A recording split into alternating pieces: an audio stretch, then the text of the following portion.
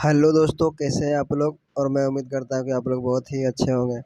दोस्तों, आप देख रहे हैं यादव डिजिटल न्यूज़ और आप सभी को स्वागत है हमारे यूट्यूब चैनल में।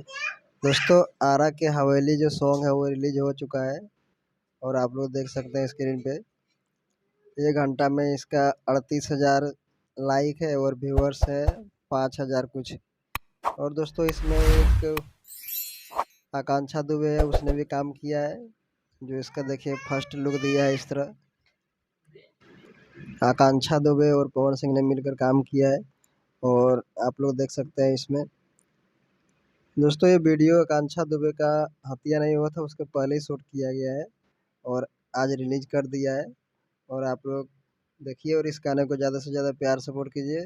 और चलिए मिलते हैं अगले वीडियो में। तब तक हमारे चैनल पर नए हैं तो प्लीज़ सब्सक्राइब करें और अपने दोस्तों के साथ शेयर ज़रूर करें। चलिए दोस्तों, बाय बाय।